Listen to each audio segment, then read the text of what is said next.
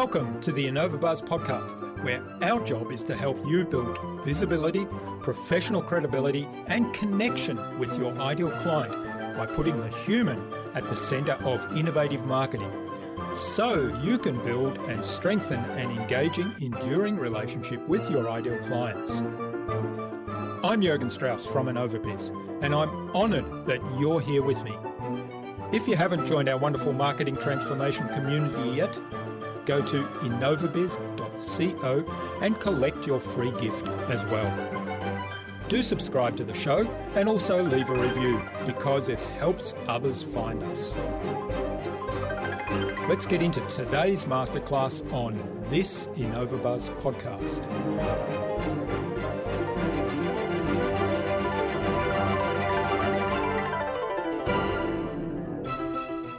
There's people that watch things happen. There's people that make things happen. There's people always going, what happened? I think that a life well lived is the life where you make things happen instead of waiting for things to happen. There's no moment like the present to get started. There's never a better time to plant a tree than today. And I think that, we're here as information gatherers. We're here as opportunity identifiers, and we're here to live lives of service. And to the degree that we do those things, we live great lives.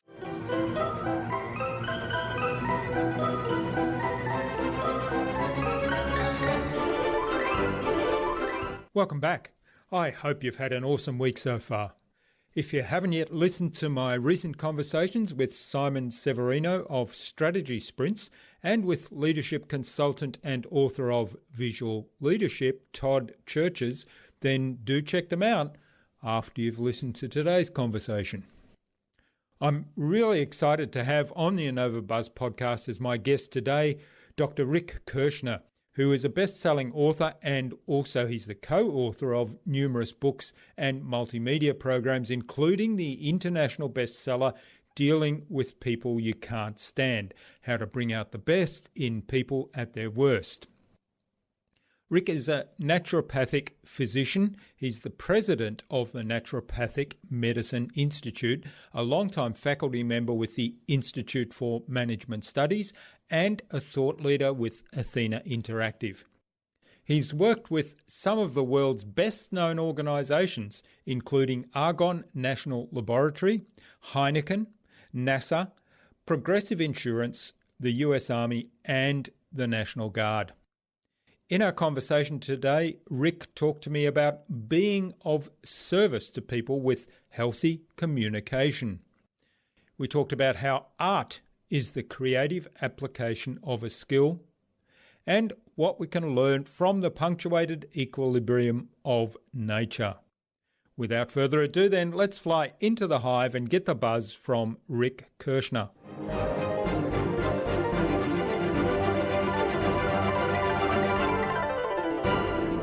Hi, I'm your host Jürgen Strauss from InnovaBuzz, and I'm really excited to welcome to the InnovaBuzz podcast today from Idaho in the USA, Dr. Rick Kirschner, who's the creator and original developer of the Art of Change Skills for Life, which is a powerful approach to dealing with change that unlocks creativity, enhances team communication, and increases commitment. He's the author of numerous books, including The Insider's Guide to the Art of Persuasion, and together with Dr. Rick Brickman, he wrote the book Dealing with People You Can't Stand. And we did have Rick on the podcast on episode 292, so a big shout out to Rick as well. But welcome to the InnovaBuzz podcast, Dr. Rick Brinkman. It's a real privilege to have you as a guest.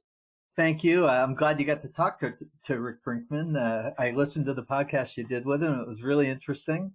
I hope I can add something to it. Nice to be with you. Yeah.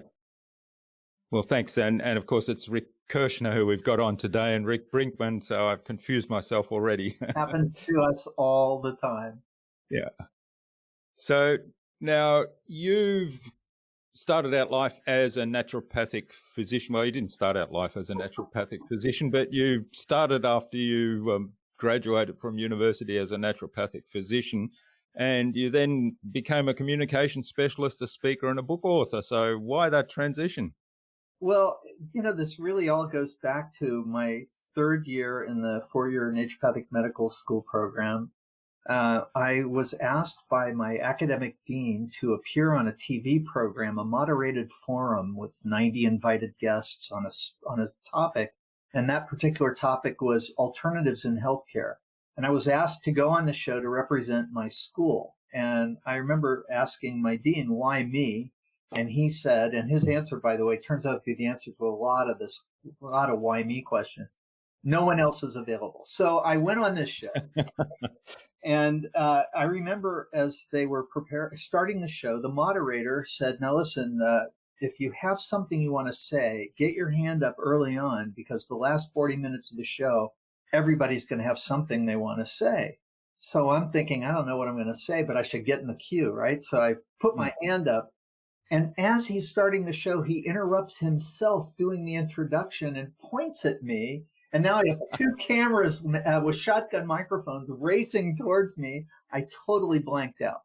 And yet my mouth spoke. And whatever I said impressed a doctor that was in the audience, an MD, physician and surgeon, head of the OBGYN department at a large Portland hospital. And for the next 3 weeks, he's calling me at a lab where I'm working in the afternoons to see if he can get a meeting with me.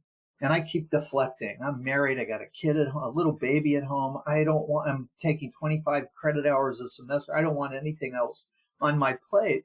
And finally, the lab director said, you have to take this guy's call because it's annoying and we need to put an end to this. So I talked to him and he says, meet me for lunch. I have a job offer for you. I said, I'm not looking for work. He said, you haven't heard my offer. I said, I'm not interested. This goes on for about 8 minutes and finally says, I'll buy lunch. I said, can I bring classmates? Because you got to look out for your classmates. Yeah. And he says, yeah, I'll take care of it. Just meet me and hear what I have to say. So I brought Rick Brinkman with me and two other schoolmates, and those two ate and left. Rick stuck around with me, and this guy was really interesting. And he said that he wanted to hire me as his physician's assistant. And I said, I'm not interested. I want to be a naturopathic doctor, and I'm close to completion. I'm like a year and a half out.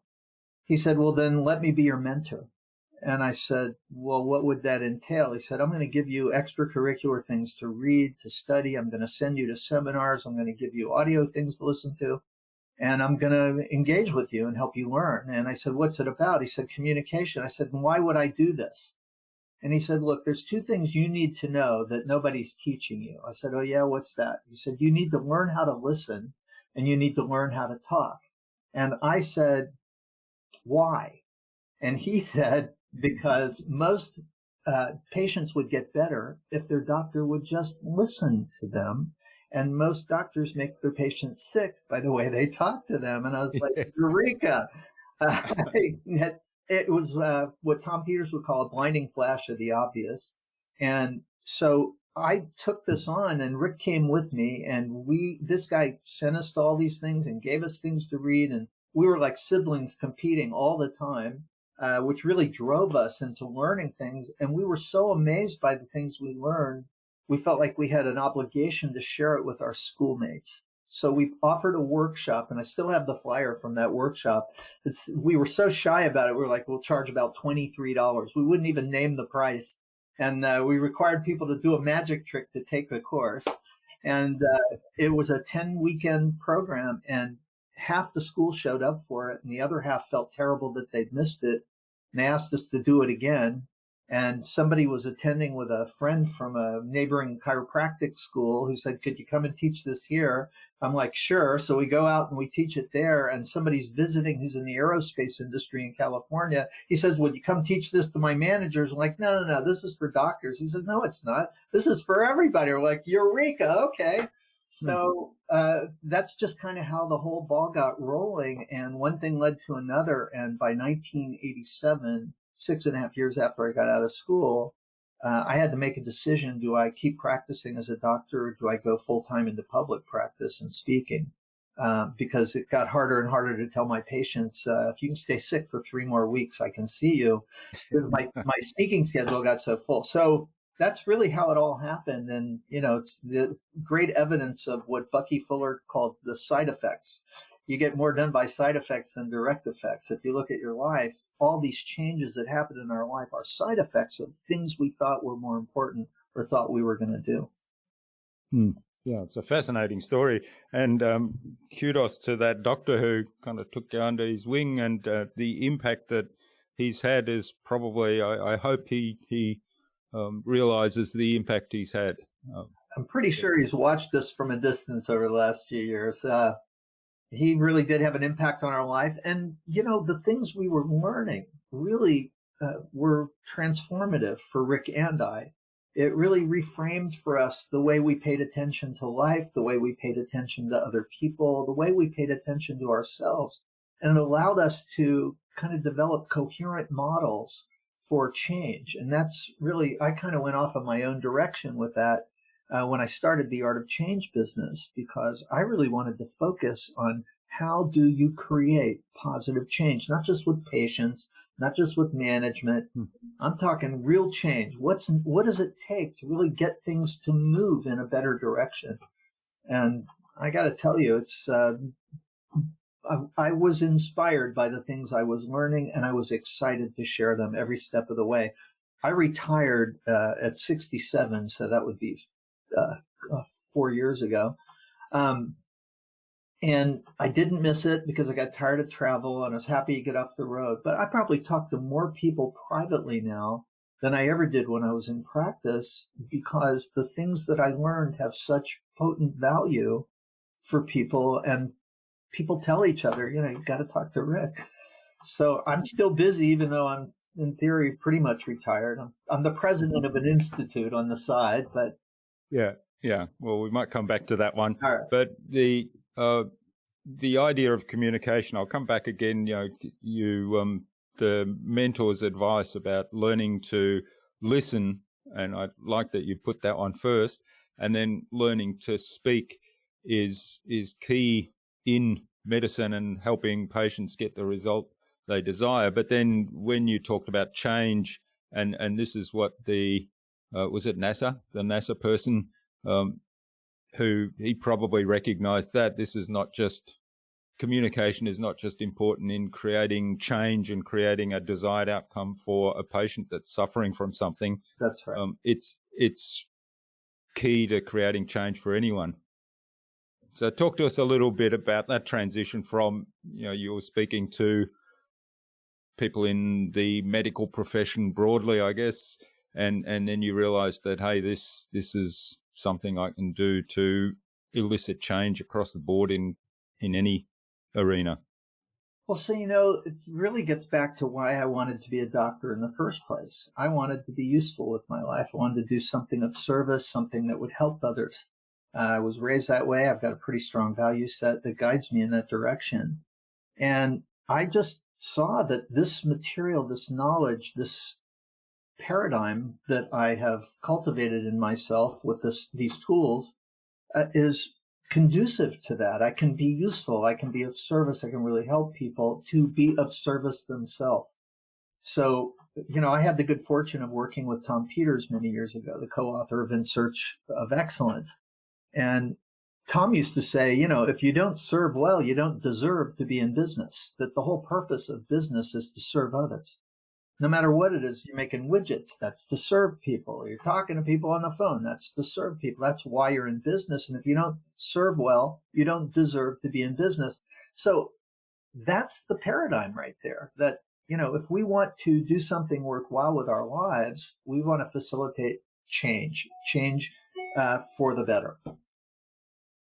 Yeah, I love that. And that whole philosophy of service of it, that drives me to be of service. And also we talk about it's not what you sell, whether it's a service or a product, it's the change that you bring about. So that we talk about the transformation that you bring about for your customers. So taking them from where they are right now, which has got some undesirables to it, to where they want to be.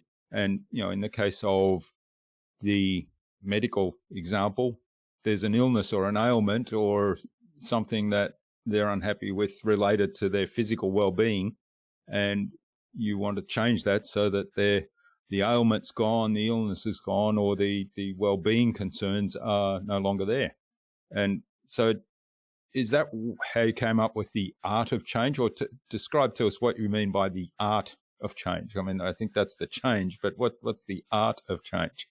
Well, let's see if I can pull this back out of my hat. Back in the day when I was actively running a business, I could just tell this to you right off the top of my head. So, art is the creative application of skill to something. That's art, creative application of skill. And change is that transition from what we know to what we don't know, from what is to what is unknown. And for a lot of people, that transition from known to unknown comes with a great deal of anxiety and uncertainty. And people would rather not do it. They'd rather stick to what they know. It's the devil you know versus the devil you don't know kind of thing. So the art of change is applying skill and imagination to moving from the known to the unknown. And it requires an internal skill set, you might say, of being able to be at peace with not knowing, with the beauty of doubt, with the willingness to reserve a place in your mind, no matter how certain you think you are, where I could be wrong.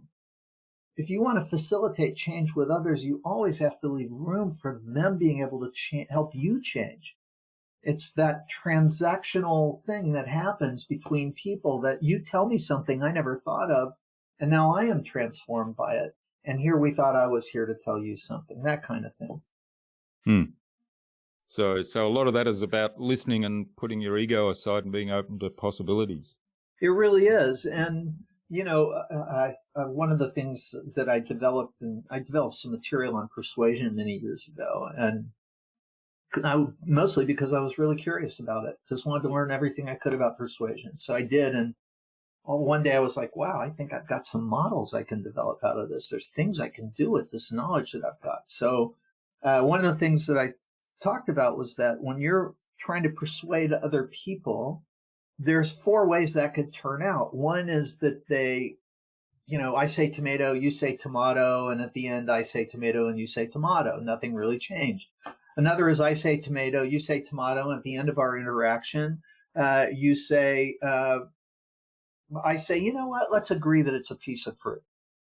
Another way it could turn out is that I say tomato, you say tomato, and at the end of our interaction, you go, you know what, I don't know what I was thinking, it's tomato. And the 4th way that it turns out is where all of a sudden I'm going, you know what, I think it's tomato. Where I'm transformed by it. So those are the 4 possible outcomes when you're in a persuasion interaction. And one of the things we know about business is you're almost always in a persuasion interaction. Whatever you're doing, you're trying to create something to make something happen. So that involves interacting with people in a way that somebody is moved towards some outcome. Yeah, that's a fascinating example, and thinking of it in terms of, let's say, sales, and maybe this comes back to the concept of service, what you mentioned earlier. Some people have this idea of sales that it's all about persuading people that their approach is right, that, buy my widget and you'll get this result. And there's still those 4 possible outcomes. That's right. But the salesperson is kind of like, no, you have to see my point of view. Well, so I call that insistence. and what I like to say about insistence is that it creates resistance. That and you get the Ginsu knife. Let me tell you about the features, the benefit. And pressing, and you're talking to yourself. That nobody likes to be sold on anything, but people do like to engage about all kinds of things. And if I can understand what your actual interest is, or your needs are, or your values are, and I have something that facilitates something that you care about, I don't have to work very hard at persuading you at all. I simply have to present it to you in a way that you recognize it. And you're like, oh, wow, that's exactly what I was looking for. That's taking me where I need to go. So to me, that whole idea of selling ought to be reframed to engaging. Because if what I have isn't something you need, I'd like to know that and save both of us a lot of time, save you the effort of my, pushing whatever it is. I'd rather engage with you and find out, do I have something that can be useful to you? Which comes back to the concept of how can I be of service, right? Exactly And then right. listening. Yeah. Yeah. So let's take it back to those early days, and I suspect, given that you're, you mentioned briefly that you're on the board of an organisation right now, and that's the Professional Naturopaths Organisation. I don't know if I've got the name right, but It's the Naturopathic Medicine Institute. We are the preservers of the knowledge of our profession in a time of rapid change. So our job is to preserve, protect, present, and promote the vitalistic paradigm of naturopathic medicine, which is a very different paradigm to the conventional medical model that's employed around the world thanks to the Rockefellers. So okay, well, thanks for clarifying that. Now, I guess there's a couple of questions I have in relation to communication with that, and I'm just repositioning it now in my own mind, because you've talked about the difference between naturopathic medicine and the traditional Western type medicine that a GP type situation. But what you said very early on in our conversation today was, that doctors often make patients sicker by what they say to them, yeah. or don't help them heal by not listening to them. So talk to us a little bit about the whole idea of communication in the health industry right across the board. Well, sure. So one of the main knocks, I think, on conventional medicine, I think my medicine is the traditional medicine and the modern is the conventional system, but that's just a matter of linguistics, or excuse me, of semantics. But I think that the knock on the conventional system is that it is immune to feedback and it doesn't pay attention very well. It's kind of like wham bam, here's your pill, go home, or put you in a hospital, wham bam, here's your procedure, we're done. And it's all kind of like, I'm in charge, you're the passive recipient of what I do. In naturopathic medicine, we partner with our patients. I can't make you get well, you can. I can help you learn what you need to do. I can help provide you with the resources you need to fulfill your own desire for health, but I can't make you a healthy person. Only you can make you a healthy person. So in our model of reality, our paradigm, we're not imposing our will on our patients. We're partnering with our patients to facilitate them restoring and maintaining their own health. So it's a very different model in treating sickness and, suppressing illness, which is what drugs and surgery basically do. If you take a pill and your pain stops, you're like, oh, I'm all better. No, you're not. You're taking a pill and your pain stopped. But what was that pain doing there? Why did you have it in the first place? In my model of medicine, we want to understand that pain, the purpose of it, and address it rather than just suppress it. So that's kind of a very different paradigm of healthcare, because it's actually organized around health and caring instead of sickness and suppression. Yeah, and it's fascinating because that concept, I think, applies across the board in treating, like if you say treating symptoms versus treating the underlying cause. Exactly. And I remember I had a serious bike accident about 10 years ago now. I fractured my pelvis. And fractured pelvis, there's not much you can do about it, so that you can't put it in a cast or anything. So I was on crutches going up and down the stairs here at home, and I was given these very heavy painkillers, which I'm not a big fan of taking lots of painkillers. So I remember the second time I went for the checkup and they said, well, how's the pain?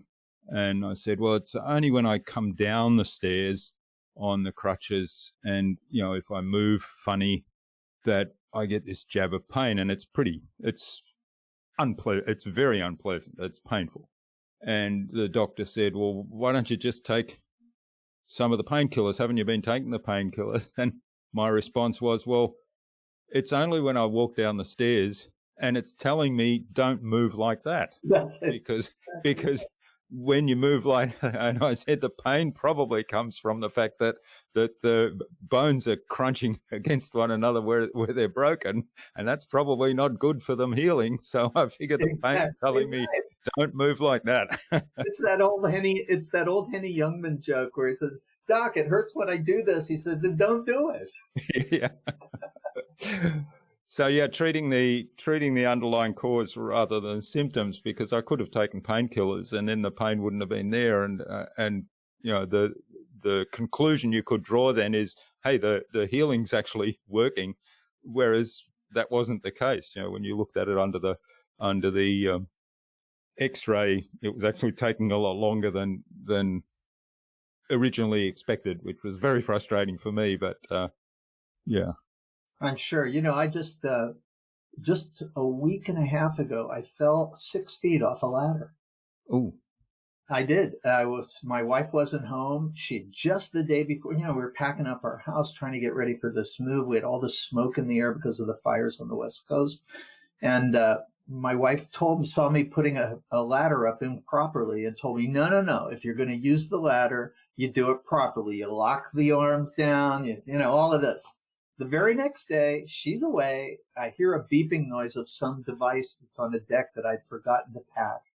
I climb up on a ladder. I didn't open it. I just leaned it against the thing. I climbed to the very top of it, and I couldn't hear where the noise was coming. So I leaned a little too far to the right, and the ladder went to the left, and bam. And I hit so hard, like a sack of potatoes, hurt like crazy. I just, bam. I landed on the back of my shoulder and on my hip. I'm 71 years old as of 2 days ago. Typically, that kind of fall, you break your wrist, maybe you break your hip, maybe you tear your rotator cuff. There's all these normal things that happen. None of that happened for me. I don't know how I survived that thing. Maybe an angel caught me. I really don't know how I'm not dead, because I didn't even hit my head on the pavement, because if I would have, I'm pretty sure I would have bled out. My wife wasn't home for another 30 minutes. And instead, I called in the house. I took a homeopathic medicine called Arnica, and I applied, I did what's called hydrotherapy. I used hot and cold to get circulation to all the places that I could. I did a few other things, and here I am. And it's like hardly, I have a little pain, but I have full range of motion and all of that. So the doc who examined me said, "Well, here's what we've learned about you. You're not fragile." And I was like, "Well, I think that's a good thing at my age, right?" He says, Yeah, it really is. So the question becomes, how is it possible that I could fall that far, hit that hard, and still be so functional and not break something? And I think I've been making really great choices about my health based on the things that I learned when I was in school for all of these years. And it paid off. There was a moment in time, week and a half ago, I was like, wow, I'm really glad I made all those choices, because we've got to finish packing. Yeah, well, just secure the ladder next time. My wife has forbidden me to ever get on a ladder again unless she's holding it. Yeah. Yes. Well, I think there's probably a lesson in that story in terms of taking care of yourself and taking care of the fundamentals in good times. And then if something untoward happens, then the impact might be a lot less. And I'm thinking kind of in terms of business, let's say. So sound businesses right now are probably in better positions with the pandemic and the resultant impact that's had on all our lives and shutdowns and lack of travel and so on, than businesses that have had issues prior to that. Yeah, absolutely. In fact, what is it that Darwin said? He said that survival does not go to the strongest nor the most intelligent, but the organism that is most adaptive to change. So we're living at a time where everything is moved, everything has changed. And if you're paying attention to what's changing and you're adapting to it instead of resisting it, hating it, or trying to do things the way you've always done them, you're probably better positioned right now than all those who have been, scrambling after what was or dreading what's coming. And I know quite a few people who have successfully adapted to this crazy time in the world and are doing really well in their business. And I attribute it to them being highly adaptive, or in the words I would have used 20 years ago, resourceful. Yeah. Instead of just sitting and reacting to things, you try to get ahead of it. There's a thing in biology called punctuated equilibrium. And it's the basic idea that things pulse. Everything in nature kind of has a pulse, whether it's the atmosphere of the earth or the planets in the solar system, or you're just talking about the waves of the ocean coming on the shore and then sweeping away, and then coming on the shore and then sweeping away. And we work the same way because we are a part of nature, not apart from nature. So our nerves work the same way, for example. They don't just fire and continue firing on. They go on, off, on, off. That's the way our heartbeat. It's not shh. So everything has this in nature has this punctuated equilibrium. Now, what's the value of knowing that? Well, if you're a surfer, you know that you don't waste your time scrambling after the wave that went by you. You spend your time getting in position to catch the next wave. You use the off to get ready for the on instead of always trying to be on. So I think that idea of punctuated equilibrium fits here because it's really being resourceful in the off moments. Business shut down, right? All across the planet. All kinds of businesses just came to a screeching halt. That's an off. The wise business person goes, I got an off here. Time to be resourceful. Time to kind of chart the trend, see where things might go. Be adaptive to what is changing. I think businesses that do that are thriving right now. Yeah, that's a great analogy. The pulse of nature, and it really highlights for me. I mean, I was always annoyed or frustrated by the people, and there's a lot of this going on in the news, and I guess it's sort of more newsworthy. People saying, well, we've got to open up the borders, we've got to get more flights in, we've got to bring tourists back in to bring the tourism industry, and we've got to get back to normal. And well, what is normal, first of all? And secondly, opening the borders isn't necessarily going to change people's behavior. The tourists who brought in the dollars before, they're not suddenly going to go back to their normal behavior, because there's going to be changes that you cannot mandate back to where it was before. And so what have you learned? And I'm thinking, those businesses haven't got it, because they're probably not going to survive even if it does open up earlier. And they're counting on it going back to what was. And in life, nothing goes back to what was. Everything keeps going. Change keeps happening. It happens to us, through us, with or without us. It's the nature of life has changed. It's the nature of relationships has changed. It's the nature of everything. So I think that you're right. I think those businesses that are trying to get back to what was are going to find themselves in worse shape as time progresses. And organizations that are looking at the world we're in instead of the world we used to be in and adapting to it wisely, making good use of your resources, figuring out, where do we have some intelligence in our organization that we can apply to this, maybe to, think our way through some of this. There's opportunity in our environment all the time, but opportunity doesn't always knock. So you got to be paying attention for it. That's right. Who was it that said opportunity sometimes missed because it's often dressed in overalls and looks like hard work? There it is. I love that. Okay, now, so let's touch on the book dealing with people you can't stand, because I mentioned to you before we started recording that when I had your co-author, Rick Brinkman, on, and was preparing for that, I thought, something seems familiar about Rick, but I'd never met him. And then I realized that I had a copy of Dealing with People You Can't Stand in my bookshelf from back in the late 1980s or early 1990s, and had read it in my corporate career and had sort of parked it. And I thought, oh, okay, that's really cool. So how did having that bestseller, or writing that bestseller and having it become a bestseller, impact your life? Oh my gosh, it's the gift that keeps on giving. I'm still getting royalty payments from the third revised edition, the iTunes enhanced edition, the Kindle difficult people is a perennial problem, not an annual problem. So it Mm, keeps coming back around. And especially right now, I think there's a lot of bad behavior happening. In fact, you see it on social media, a lot of bad mm, behavior. People take the liberty of being hateful because they're by themselves when they're saying whatever the mean thing is. Um, so the way it impacted my life, first and foremost, was it opened a heck of a lot of doors. That book really just opened doors for Rick and I like crazy in our career. Dealing with people we can't stand took us all over the world. We did speaking tours in Asia, Australia, all over the world. Um, so I got to see a lot of the world thanks to that book, I have to say. And we had the kind of publicity and uh, PR that any book author would practically die for. We were on the front page of the marketplace section of the Wall Street Journal. We were in every major newspaper when the book first came out in '94.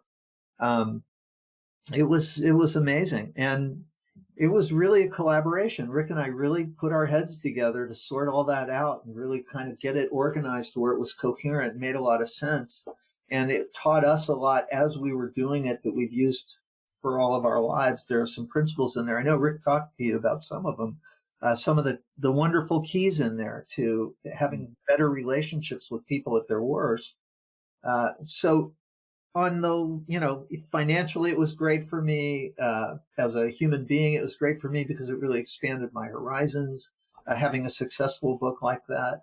Um, and I would say that on a psycho-emotional level, the book was transformative as well because, I've been asked why we even bothered to write a book like that. And the answer is we were asked to. But it was really relevant to me. When I was a kid, I didn't know much. In fact, I didn't know anything. And I got bullied a lot. I deal with a lot of bad behavior growing up. I took it all very personally. I had very thin skin for the first, part of my life, right up through my teen years. To learn what I could have done different when I was a mm. kid was amazing, where all of a sudden all these memories that haunt you become training ground where you can practice new skills and go, oh, wow, that would be totally different. So I feel like it made me a much better person and made it possible for me to meet the incredible wife that I have and for her to stay with me now for all of these years. We've been together for 33 years. It really helped me evolve as a human being into a calmer, more rational, more reasonable person in all kinds of circumstances. So it's a gift that keeps on giving in every possible way. Mm, mm. Amazing. And as I say, it's in my bookshelf, still in my bookshelf. I've revisited it recently when I was about to talk with Rick, and it's still as relevant today as when it was written. And it also serves as a useful shield because if somebody comes in and you don't want to deal with them, just hold that thing up. Yeah, yeah. I hadn't thought of using it in that way, but yeah, could work. Good work. Yeah. All right. Now, you mentioned earlier, I mean, we kind of touched on the Naturopathic Medicine Institute that you're heading up, I believe. And so what is that all about? You talked a little bit about preserving the knowledge and being the repository of knowledge for the naturopathic medicine. What do you do there, and why do you do it? Well, so first of all, I should say how I wound up getting pulled into this thing. I love the Institute. I'm very proud of my involvement with it. I hope I'm doing some good with my position there. The naturopathic profession has been around for over a century. And I made a documentary about this actually a few years ago, a movie documentary about it, about the history of medicine. And right at the time that my profession was born, which would be 1906, um, John D. Rockefeller was beginning to take over the entire medical system and in his own image. Rockefeller was behind the World Health Organization, and Rockefeller was behind pretty much everything you can name, all the hospitals that exist today. All of this stuff came out of Rockefeller. And right at that very same moment in time, before they had gotten control of everything, a fellow named Benedict Lust came to the United States on a mission to bring health and healing to this incredible country.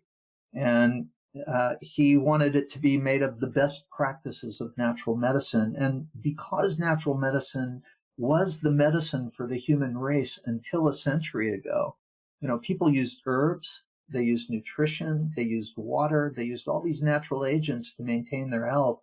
I know a lot of people seem to think that everybody died at the age of 36 before 100 years ago, but that's actually not true.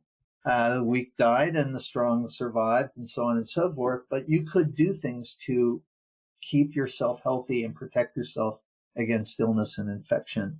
And you could do it with natural medicine. So Rockefeller basically converted the whole system over to pharmaceutical products, chemical products, because he was in the oil business.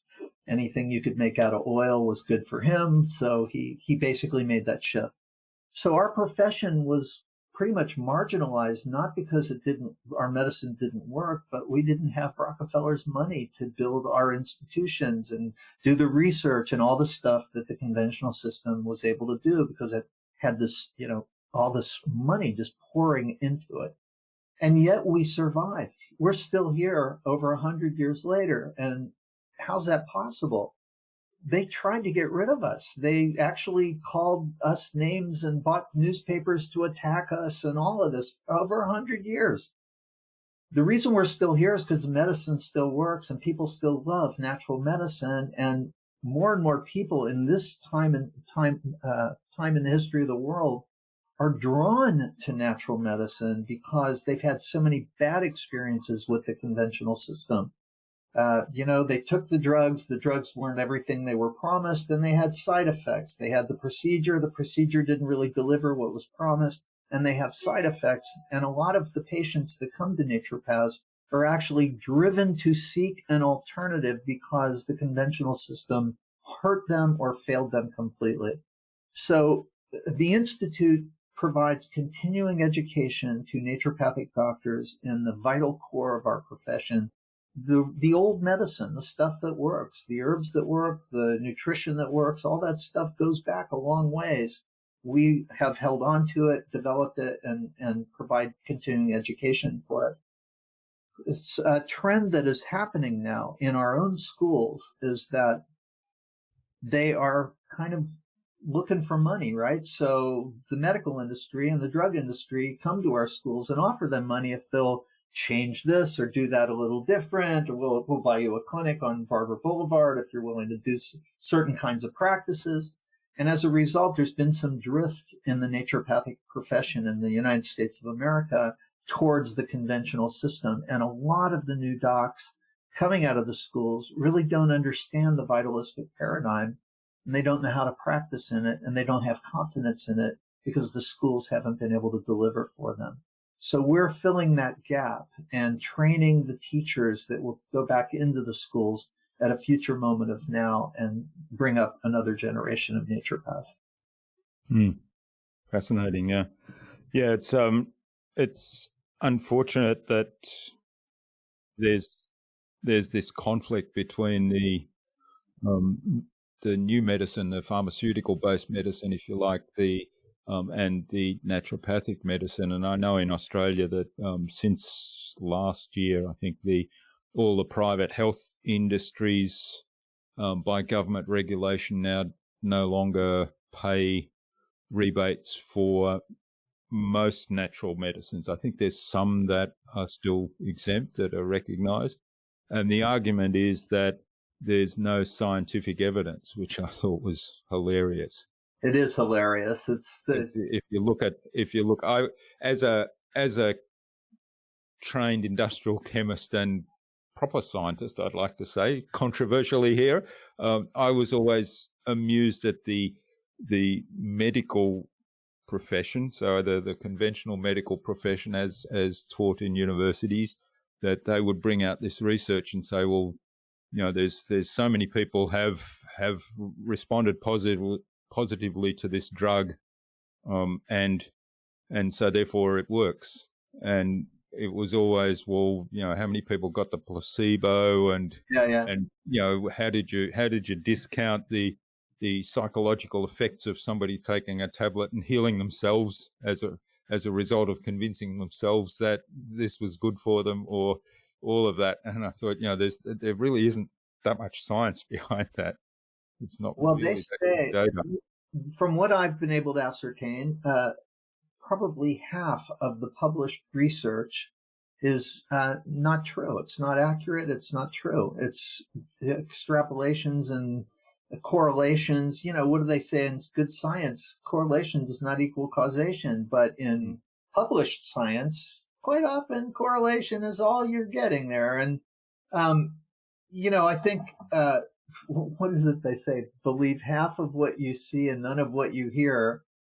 You really need to test all the assumptions. And one of the things that a lot of people don't know about, especially American naturopathic doctors, is we are scientifically trained. We learn all the same basic sciences. The difference is our medicine, the way we treat. We don't treat to suppress. We treat to restore health. That's a different paradigm.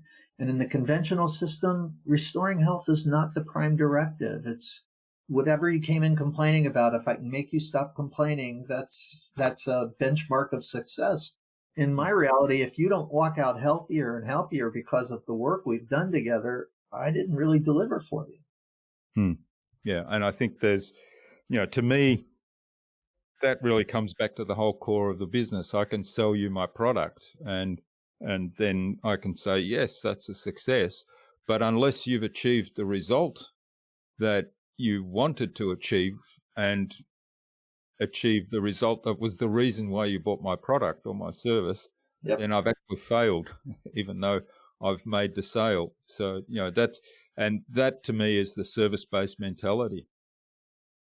It really is. And, one of the things that our doctors discover when they go in, a lot of our docs, when they get out of school, they try to get positions working in clinics with conventional doctors.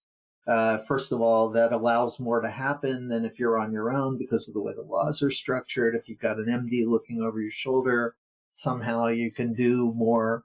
But the generalization I would make from all the feedback I've heard from young docs who've done this, is that the medical system is not as smart as it pretends to be. When I was a kid, the smartest people in our society were doctors and astronauts. That's, if you want to be the cream of the crop, be a doctor or an astronaut. And a lot of people find out they're not that smart. It's kind of cookbook medicine, tag it and bag it. As soon as I can put a name on it, I look it up, I give you that drug for it. We don't operate that way. We're really interested in the cause of problems. We're interested in treating the cause of problems, and we're interested in doing so to restore health. And just imagine what the world would be like today if the medical system had that as its prime directive instead of profit. The truth is that we have built a medical system that is driven to make money, and does. It extracts tremendous amounts of wealth out of the economies of the world. It's highly rewarding if you're in the drug industry, which I believe is one of the most profitable industries on earth, even though its reputation before COVID was one of the worst reputations on earth because of all of its failures and all the death and destruction it's caused. So I think that, a lot of our docs, when they work with the conventional doctors, they come away going, well, that's not the cream of the intellectual crop right there. I think I actually know something they don't know. So. Yeah. I'm not sure this is completely accurate. It's something that I read somewhere once, and I thought, well, that's actually a really cool model, that the Chinese back in the day of Confucius, or maybe earlier than that the doctors there were paid if you were healthy, not if you were sick. So they didn't get paid when you came to the doctor and said, I've got this ailment, I need treatment. They were paid if you didn't have to come to the doctor for treatment. They were paid because you were healthy. So that then the whole philosophy, of course, and the whole objective that they had in order to make money and make a living was to ensure that you were healthy, not to just see you when you became sick. It would be amazing if that's the way the medical system of the world worked. And, I have to say, I think there's a time and a place for everything. It's just not all the time in every place. So, there's a time and a place for a drug. There's a time and a place for a surgical procedure. I'm not against those things. But to me, those should be last resorts instead of first resorts, because if we can get you back to health, that has the higher return for society. Hmm. So, this is one of those things where a lot of times I feel like I'm talking into the wind, but I still feel driven by purpose in it. I feel like it's, important work, and I'm really proud of the work the Institute does. And I encourage all of your listeners to check out the Naturopathic Medicine Institute, because we're doing some very good things, and we appreciate all the support we can get. Great. Well, we'll include some links to that in the show notes. Thank you. Been fabulous, Rick. We've kind of covered lots of different areas. Sort of occasionally link back to general business principles, because I think there are lessons here in your experience on the whole idea of change, and also the concepts around what the philosophy is behind the naturopathic medicine, and the idea of addressing symptoms before they become problems, rather than putting band-aids on the problems, to use a metaphor. I think it's a good time now, though, to move on to the Buzz, which is our innovation round. So it's designed to help our audience, who are primarily innovators and leaders in their field, with some tips from your experience. So there's 5 questions, and hopefully you'll give us answers that'll inspire the listener to do something awesome today as a result. All right. So what's the number one thing you think anyone needs to do to be more innovative? That's easy. I'd say make useful assumptions. There's 2 kinds of assumptions you can make, and you're going to make assumptions. Everybody makes assumptions. My wife brought a book home one time called The 4 Agreements, and the first agreement was make no assumptions. And she showed it to me and said, "What do you think about that?" And I said, "That author is assuming I could do that." Yeah. We make assumptions. So there's 2 kinds of assumptions. There's limiting assumptions. Those are the ones where you get to be right and nothing good comes from it. The kind of assumptions that tie you up, hold you back, and trap you into self-defeating, counterproductive thought and behavior. And then there's the useful assumption, which is all about having informed perspective. And that's where listening comes in, right? Where the more you know, the more you can do with what you know. So to me, making useful assumptions is the beginning of wisdom when it comes to creating change with people, when it comes to being innovative. And at its simplest level, the assumption that, sure, I could do this, has way more value than, I don't think I can do this. Yeah, that's great. I love that. And checking that it is an assumption that actually serves you, and being curious about the impact that might have on both you and your environment. Absolutely. All right. What's the best thing you've done to develop new ideas? Oh, gosh. I take hot tubs. When I'm in for whatever reason, I have so many good ideas when I'm in a hot tub. But the key to a good idea is to do something about it. If you just have an idea and let it go by, it's like, well, wasn't that entertaining? What's on TV? So for me, if I have a good idea, I write it down. I actually keep something by my bed to write. If I wake up in the middle of the night with an idea, I write it down. It may not make sense to me in the morning, but maybe it will, and I don't want to take the chance of missing it. So that's for me. Anything that causes you to totally relax and get into your sort of that right brain, what they used to call the right brain, even though I don't think that's anywhere near accurate, but anything that you can get totally relaxed and be present in your life, you're most likely to have an aha or to realize something that you had never thought of before. So that's what the hot tub is for me, a place to just let go of the world and be in the moment.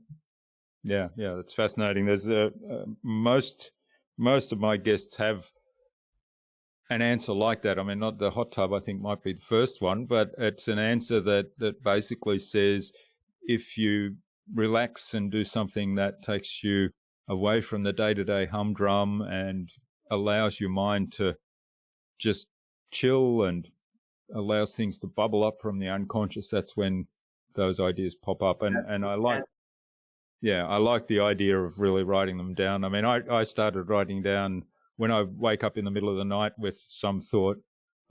I started writing it down because I realized that I couldn't get back to sleep if I didn't get it out of my head and Yeah. didn't convince myself that it would be there in the morning. And so I'd sort of be awake half the night thinking, I've got to try to remember this brilliant idea. Yeah, I think capturing information is important. Otherwise, it just floats on by in one hemisphere and out the other when it comes to your brain. So you gotta capture it somehow. And I think writing it down, especially in the middle of the night, has great value. Mm-hmm. Okay, now do you have a favorite resource you use most often? Well, since I retired, no, I can't say that I do. I think I use the human resource. I talk with people. That's probably where I learn the most. I get the most information. That's how I get a reality check on the world. I talk with people, and when I talk with people, I try to do good listening. Yeah, that's consistent with what you've been telling us around all the change and listening to people and taking in that information. Okay, and what's the best way to keep a client on track? Well, so the challenge in life is that everybody knows what they don't want, but change happens when you know what you do want. And once you know what you want, you can keep staying relevant to what you want. So anytime something wanders off, you say, it's my understanding this is where we're trying to go. How is that relevant to this? And just tie it back to this. And if you do that with people, it helps them stay on track instead of following down the bunny trail of whatever random thing popped into their mind. How do you do that? Because there's this philosophy that there's people who are motivated by and away from. So here's something that I don't like and I don't want, and my motivation is, as soon as I see that, I run in the opposite direction. Whereas there's people that are motivated differently, so they look in that direction and say, there's what I'm going for, and I'm going to run towards that. So how do you kind of change that mindset for those people that are with that away from motivated? Well, so, it's really interesting you bring that up, because I think motivation comes down to fear and desire. That's it. You know what you don't want, or you know what you do want. And the most motivated people in the world know both. And the least motivated people in the world only know what they don't want.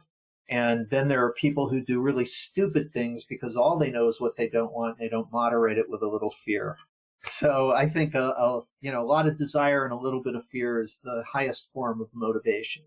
Knowing what you don't want can push you on days when you don't want to do something, but you don't want something bad to happen. So it's the kick in the rear when you don't want to do something. But if you're kicking yourself all the time, you're going to wear yourself out and be exhausted. So you got to know what you're moving towards. So if somebody tells me what they don't want, I've got a couple of choices if I'm being resourceful. And one of those is to frame something in terms of, okay, here's how to not get that.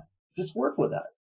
Be on track. What do you want today? I want to not da da da da da. All right. Well, it's my understanding you want to not. So how is that relevant to not da da? So I could work with that away from.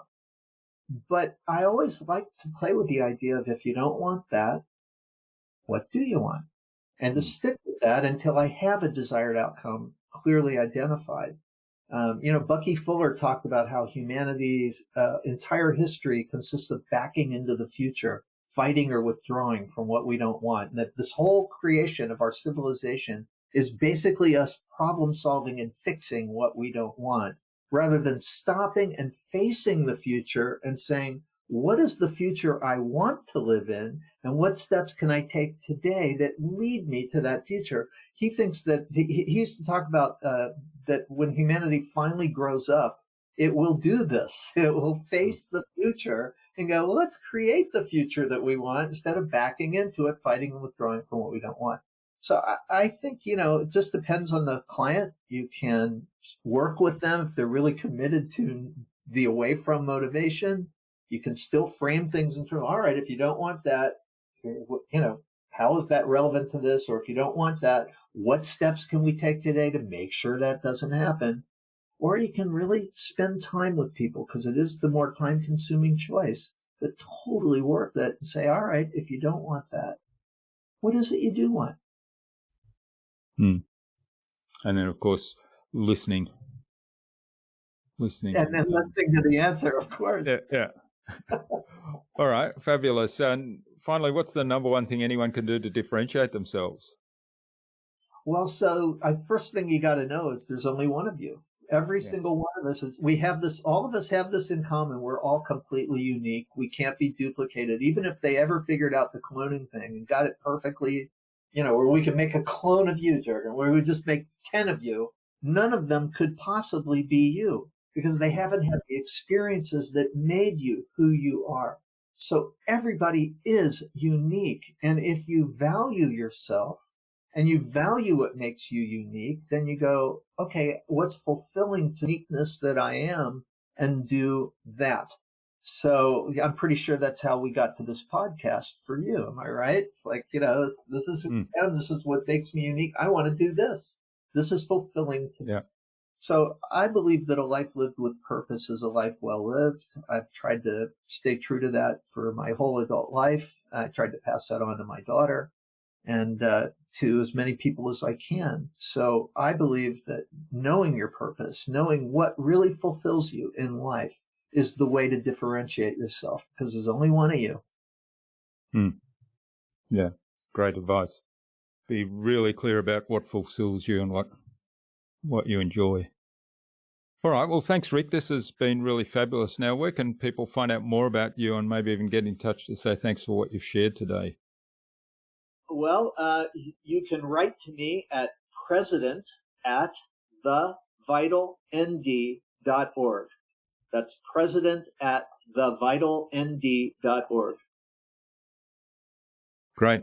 And we'll include that in the show notes. Now, do you have any parting advice for our listener today? I guess if I'm leaving some parting advice, it would be this, that there's people that watch things happen. There's people that make things happen. There's people always going, what happened? I think that a life well lived is the life where you make things happen instead of waiting for things to happen.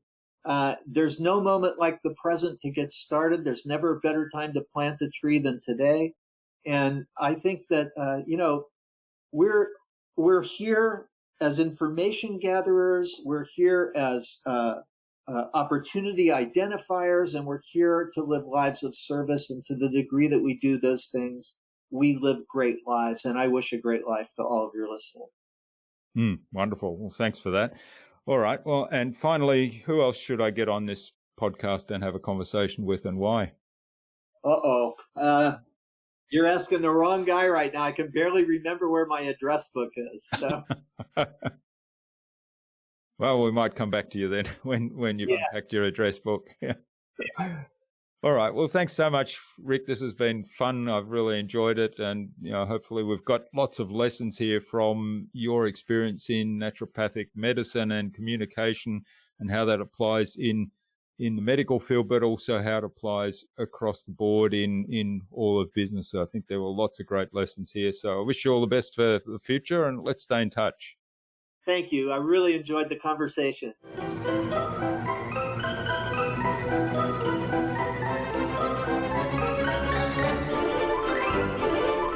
I hope you enjoyed that insightful and informative conversation with Rick and found something of value in what he shared.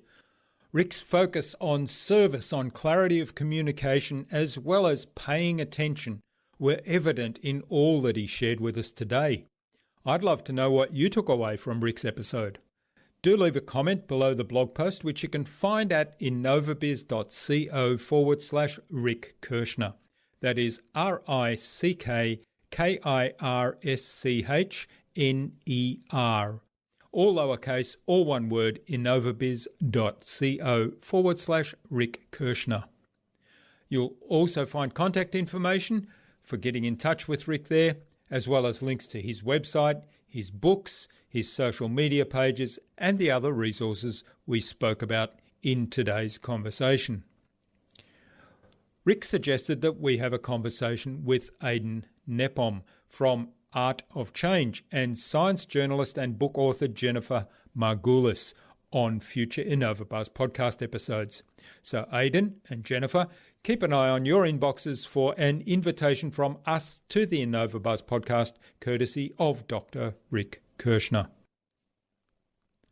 Tune in again to the next episodes of the InnovaBuzz podcast, where we've got even more fantastic guests lined up, including Jason Case of The Pulse Spot and author Ed Cressy. Thanks for listening to this episode. Make sure you subscribe to the show to be reminded of new episodes. It's free to subscribe. Leave a review if you like. Even if you don't like me, I'm okay with that. I'm asking you to leave a review because it helps other people find this show. Go to innovabiz.co to join our marketing transformation community and access a free gift my team and I made for you. It's the Marketing Master Mini Class. We want to give you everything you need to transform your marketing into a human-centered, relationship-focused growth engine. Until next time, I'm Jürgen Strauss from InnovaBiz. Remember, be awesome and keep innovating.